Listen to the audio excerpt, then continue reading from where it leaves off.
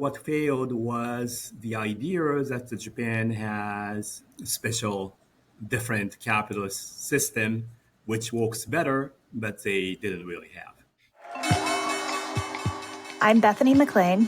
Did you ever have a moment of doubt about capitalism and whether greed's a good idea? And I'm Luigi Zingales. We have socialism for the very rich, rugged individualism for the poor. And this is Capitalism, a podcast about what is working in capitalism. First of all, tell me, is there some society you know that doesn't run on greed? And most importantly, what isn't? We ought to do better by the people that get left behind.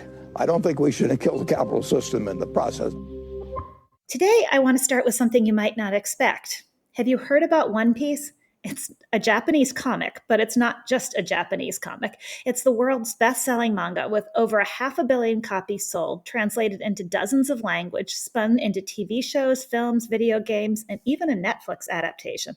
It's a cultural juggernaut that has reached audiences across the globe. And in a strange way, it offers a window into Japan's paradox. While the country's economy has stalled, its culture was out there conquering the world. The question is whether Japan's fate is unique or whether it's a map for others, including the United States today. Japan was once the envy of the world. By the 1980s, it looked poised to surpass the United States.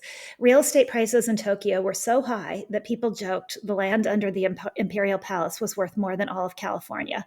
Stock market valuation seemed unstoppable. The entire world was looking at Japan and asking, had they found a superior model of capitalism? But then came the crash. The bubble burst in the early 1990s, and what followed was not a quick recession and rebound, as we've often seen in the United States, but decades of stagnation.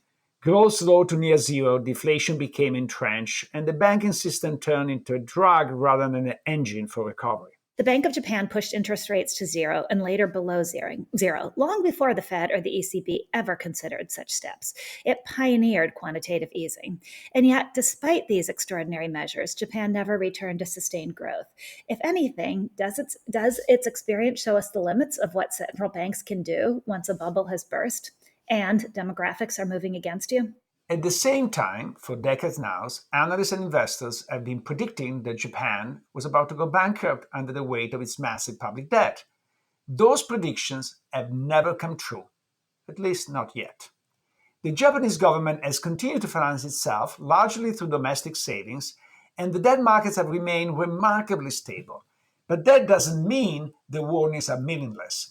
They highlight the tension between fiscal sustainability and monetary policy, and the ongoing debate about whether Japan is living on borrowed time. And it matters far beyond Japan. Setting One Piece aside, if you can, Japan remains one of the world's largest economies and a pivotal creditor to the rest of the globe. Its government bond market is among the most consequential on Earth. Shifts in Japanese yields or policy ripple across global interest rates. The yen is a key funding currency for so-called carry trades, so big currency moves can tighten or loosen financial conditions worldwide. Japan is also a critical node in supply chains. Autos, precision machinery, and components used in semiconductors, and a major importer of energy. A stumble in Japan can reverberate through trade, capital flows, and risk appetite. A genuine renaissance could reprice global assets, strengthen the yen, and reshape where capital and production go next. Which brings us back to today. As we sit here in 2025, many people are asking whether the United States might be in its own kind of bubble. Tech valuations are sky high, housing affordability is stretched, government debt is exploding, and interest rates are moving in unpredictable ways. Are we heading toward our own version of Japan's lost decades? Some argue the analogy doesn't hold. They say Japan's problems were uniquely Japanese, tied to its politics, its demographic, and its banking system. But others argue the bubbles always flow similar scripts: euphoria, leverage, denial, and then painful adjustment. In that sense, Japan is less a special case and more a preview of what can happen when policymakers hesitate to confront reality. So today we want to ask, what really happened in Japan? What lessons are valid for the US and Europe, and what lessons are misleading? And is the US on the cusp of its own bubble aftermath, or do we have the institutions and the flexibility to avoid Japan's fate? To help us sort through those questions, we're joined by a very special guest, Takeo Hoshi. He is a professor of economics at the University of Tokyo and one of the leading experts on Japan's financial system and economic stagnation. He actually studied in the United States and worked in the United States for decades. He was at some point a fellow at Stanford. And his research has deeply influenced how scholars understand the cause of Japan's lost decades, from the slow resolution of the banking crisis to the role of corporate governance, demographic, and fiscal policy. He has written extensively on the lessons Japan offered to the rest of the world, including the dangers of forbearance in banking, the limits of monetary policy, and the political economy forces that shape policy responses. Few economists are better positioned to help us think about whether Japan's experience was unique or whether it's a warning for the rest of us.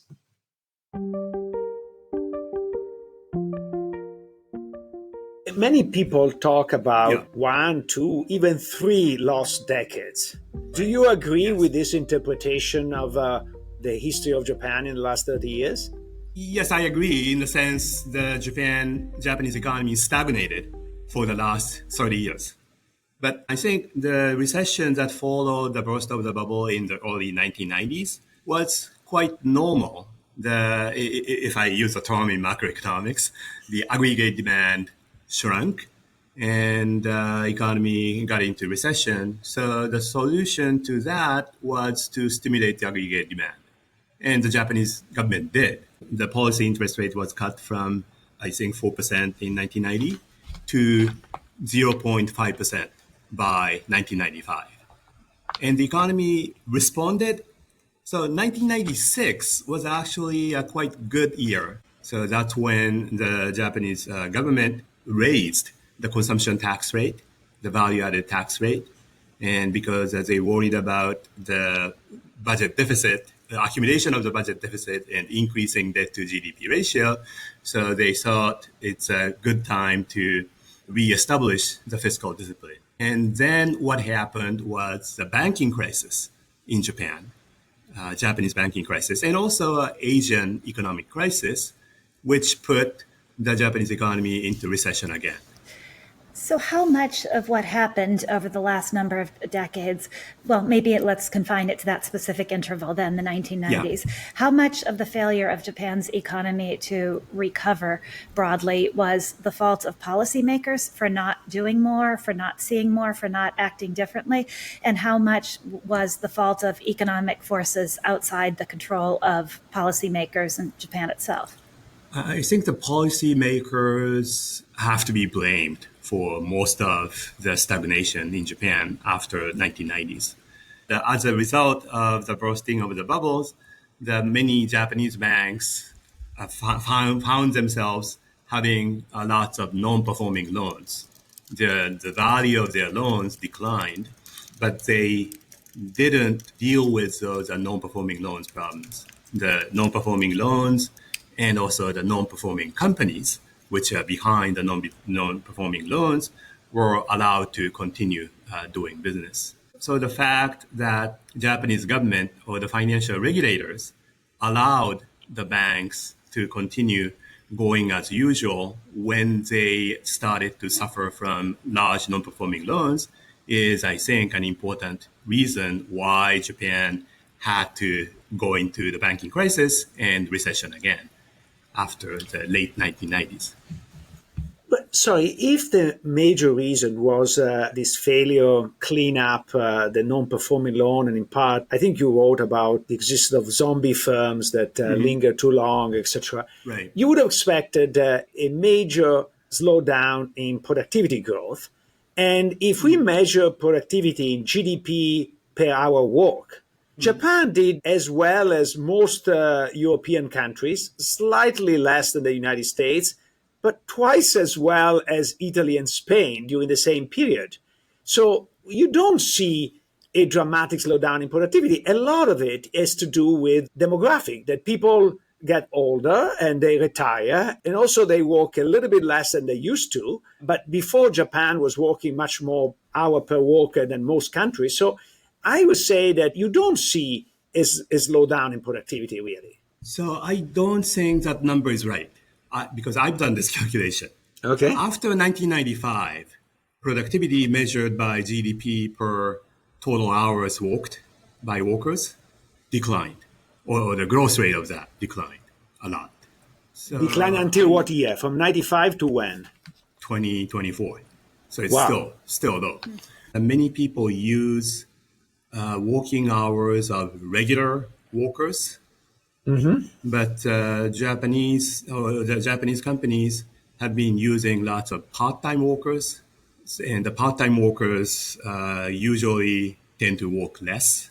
So if I use the total number of hours, which includes not only full-time but the part-time, that hours have been declining, but not very much. So that the growth rate of the GDP per hours declined a lot after 1995.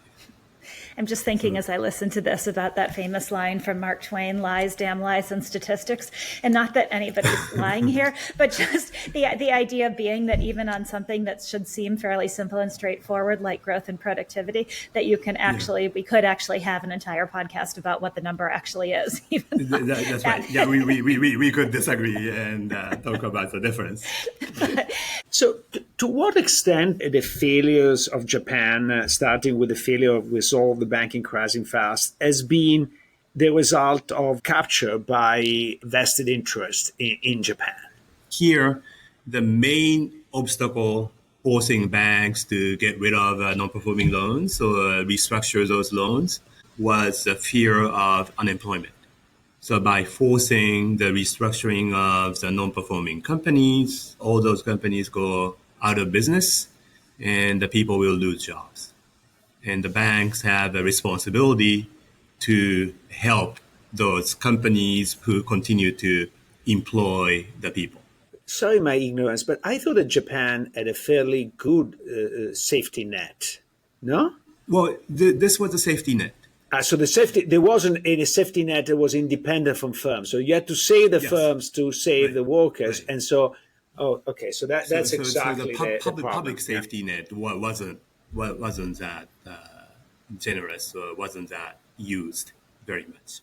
But then, can we talk more about the causes of this dramatic slowdown? Because, of course, I come from Italy, that most people don't realize, but has a history pretty similar to Japan, because we had our miracle in the 50s and 60s. I think lasted a little bit less than the Japanese one, but was pretty miraculous too. And we did not have a bubble. We did not have a major banking crisis, at least until very recently, and certainly not at the magnitude of Japan. But we slowed down terribly in the last 20-something years. We had zero per capita GDP growth. So we did worse than Japan. So to what extent, and I don't know whether you can speak for Italy, but speak for Japan, and then maybe we can see the similarity, but to what extent this is a advanced countries disease that somehow the US and in part the UK escaped, and to what extent is an idiosyncratic factor of Japan? So I don't think this is an idiosyncratic factor in Japan. Italy and Japan, both of those were on catch-up phase of economic growth. They recovered from the devastation after the war, and they introduced the technologies from more advanced countries and worked hard, and the economy grew. But at some point, both Japan and Italy came close to the frontier of economic growth, and their model, roughly speaking, importing new technologies from abroad and working hard to improve that, didn't work very effectively. So they had to change their economic model to fit more advanced countries' economic growth. Both Japan and Italy failed to do that. And in Japan, the speculative bubble basically covered that problem. That made it harder for us to see the problem was really happening. So in Italy, I guess it may have been easier to see the problem. But maybe there's another element in common with Italy is that it was very much an export-led economy, and so suffer all the global shocks with a multiplier, and also suffer the competition from China in a much more severe way, because only maybe too late, I realized that Italy is kind of like the Midwest of the United States. And the Midwest has been pretty devastated by the competition by China. But the point is that there are the two coasts that cover this up. And Italy lacked the two coasts. In fact, Italy is all the coast, but lacked the two coasts in the sense of the technological support and the advanced industries that compensated for the collapse of the manufacturing sector.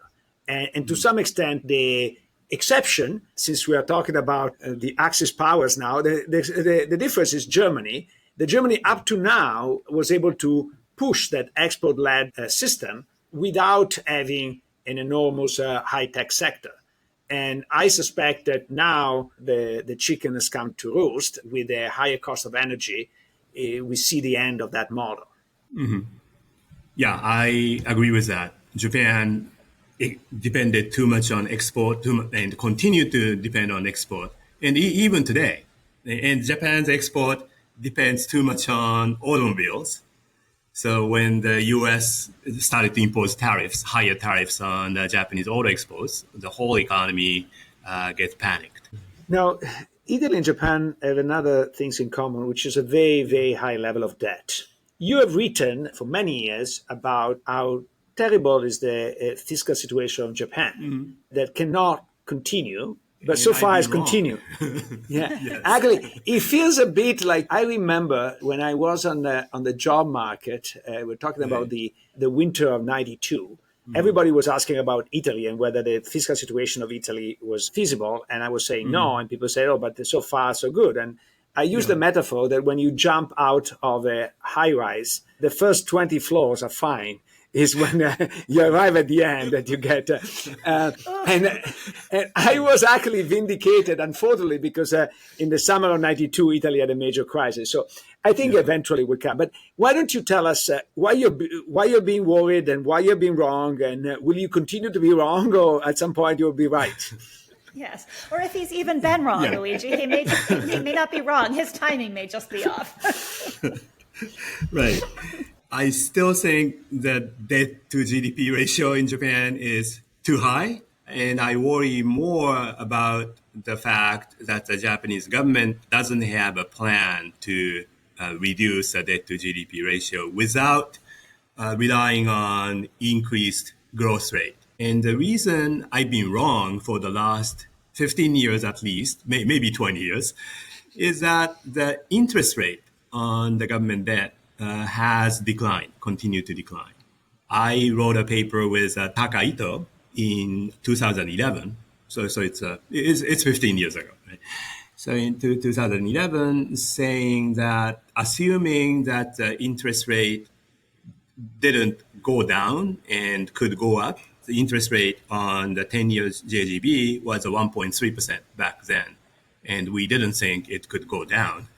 And if that doesn't go down, the amount of debt the Japanese government issues will exceed the total financial assets of the household in Japan. And that cannot happen. But what happened was the interest rate started to or continued to decline below 1% and below 0% at one point. So that made it possible for the Japanese government to continue increasing the amount of debt. Now the interest rate is rising very slowly on short end. The Bank of Japan stopped zero interest rate policy, and now the policy interest rate is 0.5%. Long-term government bonds, 30 or 40 years, are quite high, the 3%, 4%. So we are in a dangerous situation now, the more dangerous than 15 years ago. But again, I could be wrong.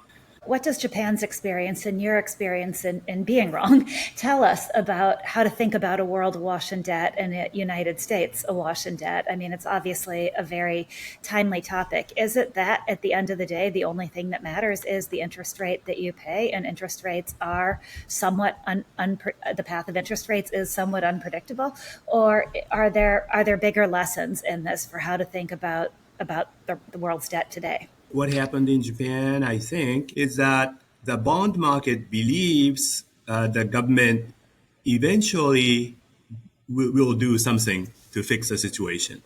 so that the current level of debt is justified. But that expectation can change very quickly. But so far, it hasn't changed. So continue with my morbid metaphor. You always hope that the parachute will be pulled at some point as you're going down. But as you're approaching the floor, you realize that at some point you lose the hope. By that time is terrible. And splat. Yes. And by then it's too late, right? By then it's too late. And actually, several years ago, I asked the question how this will end to a high-level official in Japan. And he said with a smile, inflation, but don't tell anybody. So is that inflation the only way out? Well, I don't think even inflation is a way out. So the best inflation can do is to eliminate the existing debt. But as long as you continue to run the budget deficit, you start accumulating debt again. So but how big is a primary deficit? We are talking about the 3% of GDP or so. So the primary deficit, net of interest, without looking at interest, is 3% of GDP? Yeah.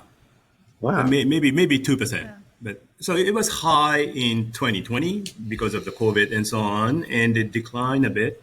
But it's still, Japan still runs a quite substantial primary deficit. So they almost always forecast the primary deficit will come to close to zero.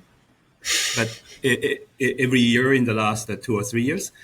But what happened is that's based on the initial budget number. And they always come up with, or they have been always coming up with a supplementary budget during the year in order to respond to a crisis, which has to happen every year. So the primary deficit has not been shrinking as much as they forecasted. It's fascinating. It's like a company taking a one-time loss that's supposed to be non-recurring. So investors look through it and pretend it isn't happening. It's the emergency and the government emergency that happens every year that necessitates more government spending. And at what point does that no longer become? There seem to be a continuation of emergencies all over the world. Right. Always. So is there a broader lesson here? I mean, could you say that maybe austerity is never the right answer until it's the only answer? Is that the way this works with government debt? Yeah, I'm afraid so. Yes. But to what extent this is a failure of the Japanese capitalist model? Because I remember when I came to the United States was 1988. Everybody was scared of Japan, and we're talking about a new form of capitalism, the Japanese form of capitalism. And now nobody talks about that anymore. But to what extent this is a failure of Japanese capitalism? To what extent is a failure? Maybe more broadly of capitalists, to what extent is something idiosyncratic to Japan?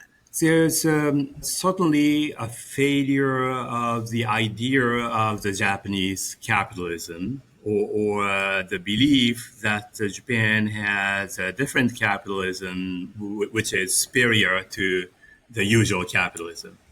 And I think that led to the conceit of the Japanese policymakers and the Japanese business people in 1980s. Many Japanese companies were really serious about learning from the US in 60s and 70s, learning or imitating the technology or maybe sometimes stealing.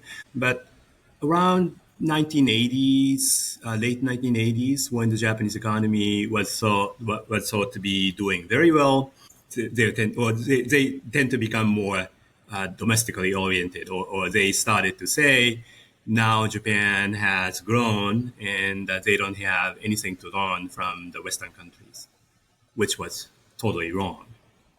And also another thing is the Japanese government, especially the Ministry of Finance, was confident that they can fix the problems better than, say, the US regulators. We are not US financial regulators, which are totally divided and ineffective. But the Ministry of Finance has all the powers to control the financial system, so we should be okay, which wasn't the case. So I think that what failed was the idea that Japan has a special, different capitalist system which works better, but they didn't really have. So is the real lesson here that humility is always important in affairs of men and affairs of... I would think so, yes. It seems that there has been, in Japan as well as in other parts of the world, this rise of populism. Do you tie that directly to Japan's fiscal situation? Or given how, in some ways, unique Japan's fiscal situation is, does that make you think about the rise of populism in Japan as something that is simply part of this broader global phenomenon? I don't see the link to the budget crisis or the budget problem.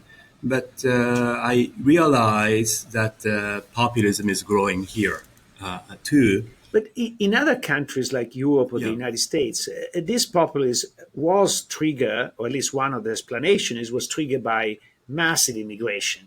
Japan did not have much immigration.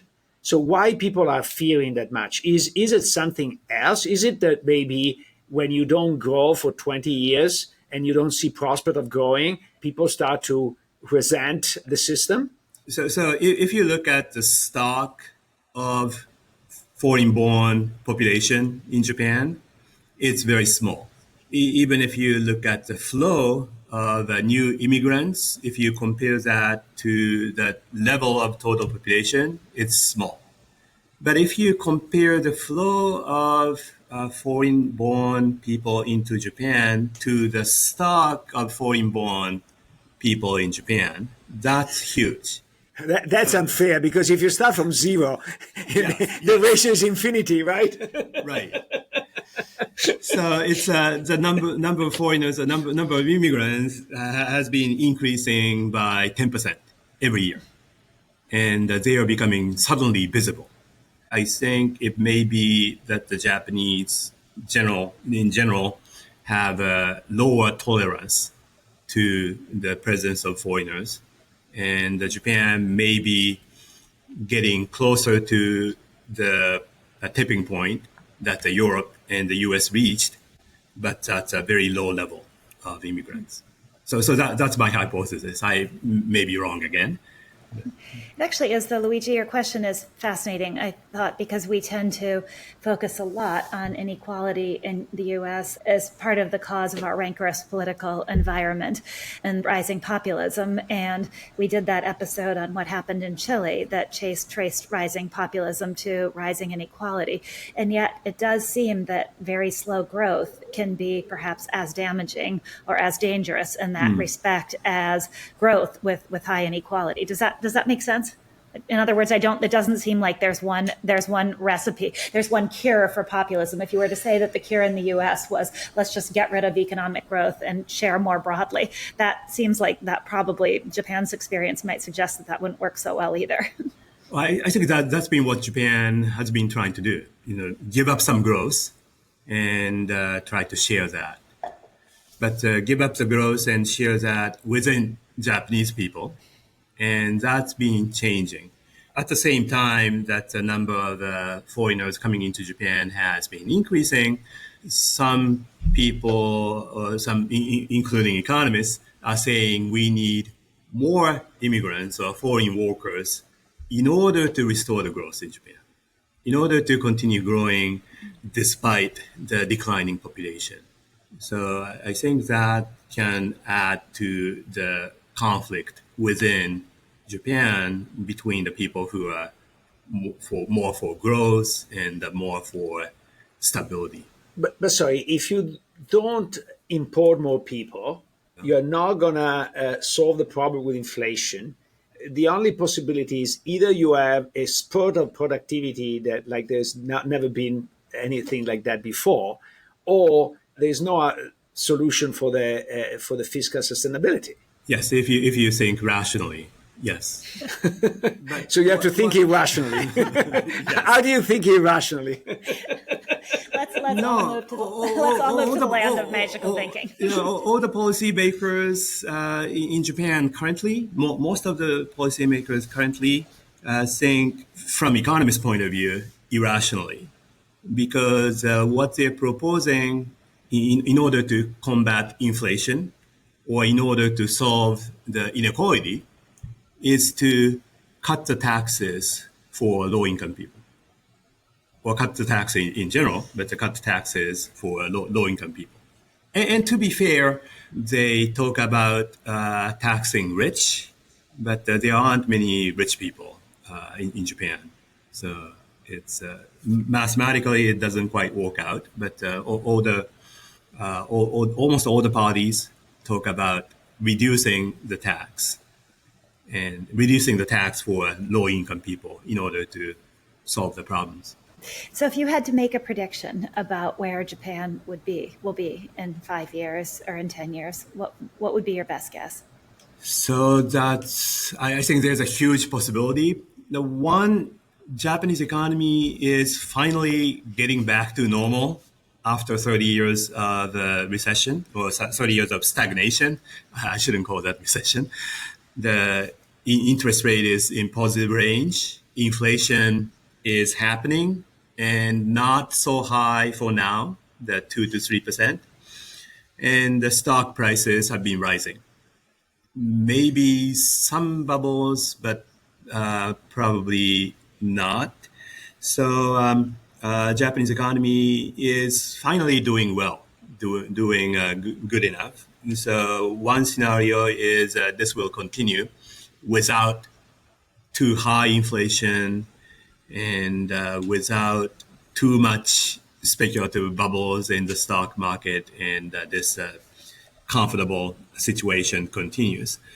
But another possibility is inflation can get out of hand, and also at the same time the interest rate goes up, and that triggers a crisis in the government bond market, and that leads to a financial crisis and hurts the Japanese economy.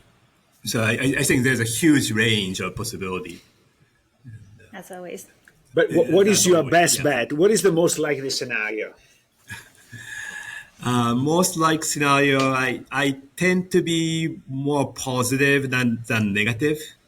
So I hope the Bank of Japan continues to guide their policy carefully so that Japan doesn't experience too much inflation, but do not get back into recession.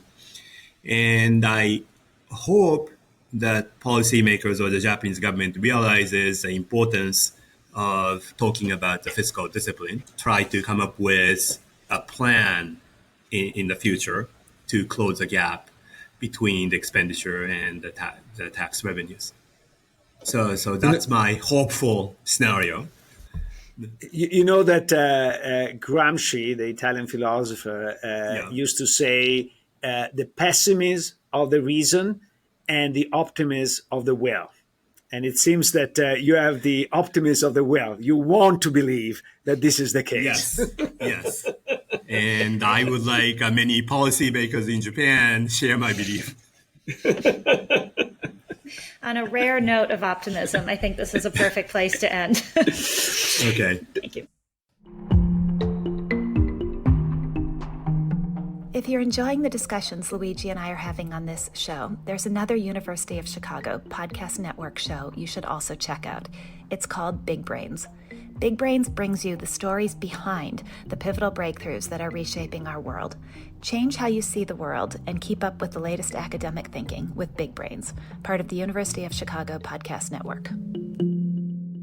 What I got out, but maybe this is my reading, so I want your impression as well. The bubble, to some extent, is a bit of a sideshow. Number one, cover up for some structural problems for a decade or so. And then cover up the decline. Everybody focus on the problem in the banking sector, etc. But even after all this has been resolved, Japan is not growing. And I think that makes the point much broader. That's the reason why I kept bringing back Italy, not because, and says, of course, being born in Italy, I'm very attached to that country, but I think is an indication of another country with a very similar path. And then you look at Germany, and is a bit delayed, but is a similar. So there was a model of development that was basically translating or importing if you want, stealing, but it's a big word, technology sometimes was given, technology from the United States and applying it and using this to export a lot in the world. And this model has been incredibly successful for all these three countries. And maybe it's a coincidence, but those are the three countries who lost World War II. And they all adopted the same strategy, and they all did very well. There was a German miracle, there was an Italian miracle, there was a Japanese miracle.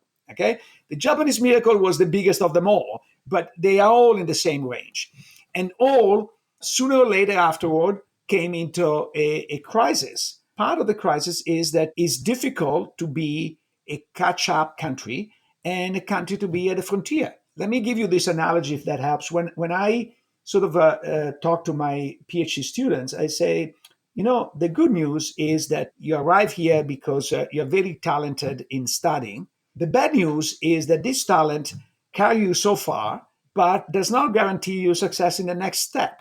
Because the next step is not studying what somebody else has done, is to create something new.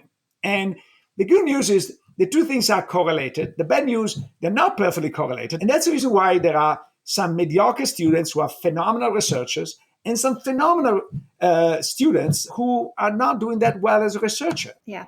And what do you think for countries? Do you think that same thing holds true, that there is a correlation between the ability to adopt and copy a successful strategy and the creativity to transcend, or do you think maybe one thing has nothing to do with the other, or is there too little evidence to even be able to opine on that?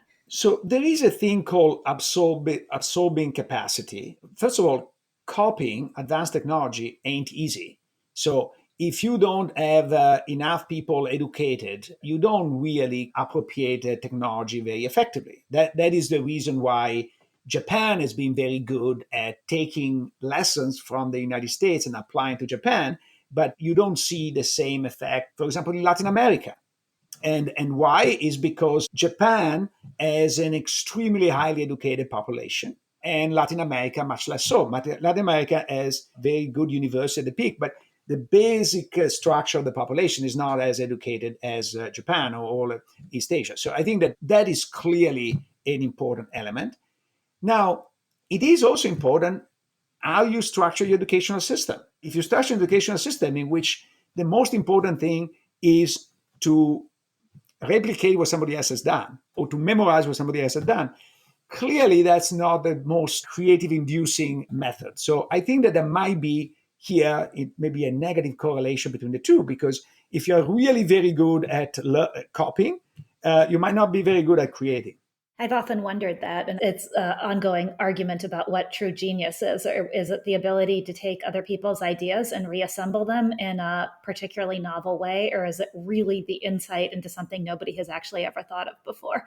And it's an interesting question for people's genius as well as for economies, right? Yeah, absolutely. But to be fair, what Takeo said, which is very interesting, is I'm not so sure that in the case of Japan was lack of ability to innovate per se, but was unwillingness to bear the cost of innovation.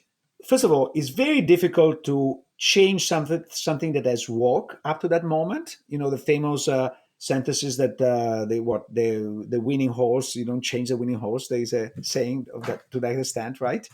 And the more successful you've been, the harder it is to give up what you have done.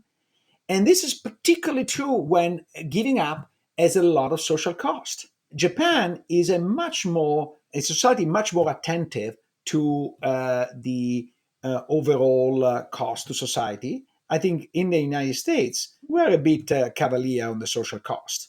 And so I think the combination of two has been pretty dreadful, because what Takeo is saying is, look, they knew what to do, but they also knew that this would cause enormous social tension, and they didn't want to go through the social tension. And so they kind of push the stuff under the rug. Isn't that interesting for where the US is today and where other countries are today? Because it shows you would think that actually solving for the social tension might be the right thing to do, but it shows that it isn't necessarily the right thing to do, and even more that solving for that in the short term can lead to more social tension in the long term, or doesn't exempt you from social tension in the long term. So, I mean, it's so tempting to look at some of what's happened in the United States and think bad, bad, bad. We should have solved for social tension, but maybe the most interesting takeaway from Japan is that isn't necessarily the right answer. The question is the right answer depends for whom. Remember, Takeo said that Japan overall is a very happy society. Number one measure, people live a long life. And so for the big generation, Japan had a huge explosion of fertility immediately after World War II. And this generation is slowly dying out. This generation was the most important from an electoral point of view, and maybe it still is. That this generation, I think, had a much better life than probably the corresponding generation in the United States. The question is whether we leave to the future generations. Not surprisingly, many of the protest movement in Japan start from young people because they feel left behind. So I think there is a very important intergenerational issue. Yeah, and also a fascinating question, because you could almost argue from the standpoint of personal happiness and health and culture that in some ways Japan got it right. Who cares about productivity growth? And if it weren't for this massive debt overhang that threatens everybody's future, then the answer might be different, right? Yeah, I think you nail it, because the real problem, the stuff that makes Japan non-sustainable, is the debt. So if you didn't have debt, maybe it's not exciting to live in a society without growth, but if everybody's happy, that's fine.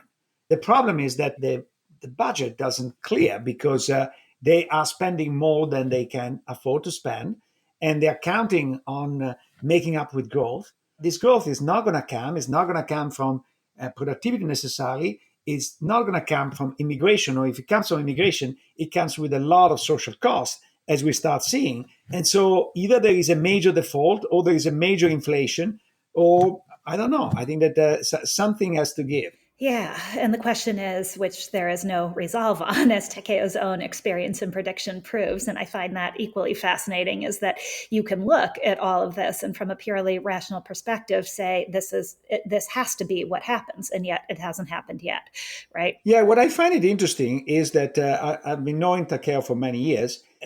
At the end, he was less willing to make negative predictions, and I wonder to what extent is from learning that he made mistakes in the past, at least for the timing, he made a mistake.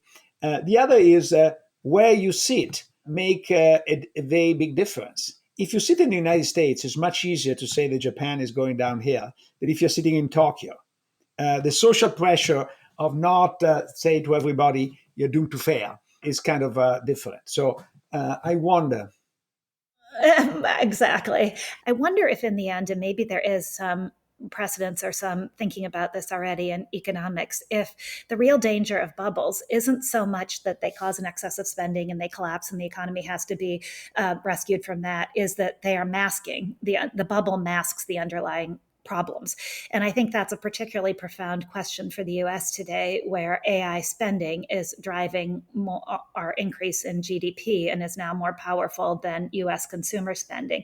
And so the question isn't so much what then are, well, it is, but what are the costs if the AI bubble collapses, but also what underlying weakness and problems is the AI bubble masking right now? And are those chickens going to come home to roost, for lack of a more eloquent way of putting it? Yeah, I think you're absolutely right. And to your point is also, is it true that when an economy has some underlying problems, it's more prone to bubbles? And now the obvious reason is because you have a more accommodating monetary policy, which makes bubbles more likely. That's the obvious reason. But on top of that, in a sense, there is a slackness in the economy.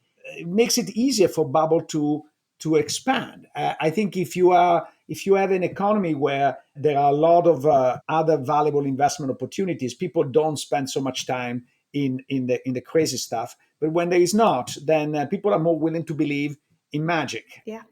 And I think that would be a really interesting whole field of study about what the blowing of the bubble is masking instead of what the aftermath of the bubble is, right? Sorry if I go back to the same point, because I think one needs to factor in what are the underlying cause of the rise of the bubble. And I think that makes it the study more difficult, because you don't know what is the cause or what is the effect. But so I actually came out of the discussion much more pessimistic than Takeo was and you were, because it seems that to me, this is a disease that affects most of the West. I don't see an easy fix to this disease. And I think it's something we need to remember, because a lot of people talk about the magic period from 1945 to 1975, the French call les 30 glorieuses, the glorious 30 years. But they were glorious just because we were kind of transferring technology from somebody else, which, by the way, helped tremendously, because the United States, this is the reason why it was not stealing, the United States purposely transferred massive technology to Europe and Japan, in part as a protection against the Soviet, against the expansion of the communism and so on and so forth. But so that really added enormous benefit. And also the fact that we always forget is the rest of the world was much, much behind. And so if you're the only one able to absorb that technology and to which the technology is given so freely, you seem like you are a hero. But then when you have a lot of other countries that are emerging and the technology is not given to you so freely anymore, then all the problems start to arise. And it looks like a lot of the West is in this situation, and is in this situation at the same time as it's facing a demographic crisis. So the double whammy is really problematic. Yeah, I agree with that. I guess I was thinking about it from a slightly different perspective, which is that it is very easy to be generous when you have a sense of your own abundance, to play off a popular word today. When the economic opportunities available start to feel narrower and you start to feel threatened yourself, it's much harder to be generous. And that's true of people, and that's true of countries. And so we're now in a place where the West is becoming miserly because everybody feels threatened that there's not enough even for them, adding to this demographic crisis. And those things can play out, I think, in really dangerous ways. Indeed. Capitalism is a podcast from the University of Chicago Podcast Network and the Stiegler Center in collaboration with the Chicago Booth Review.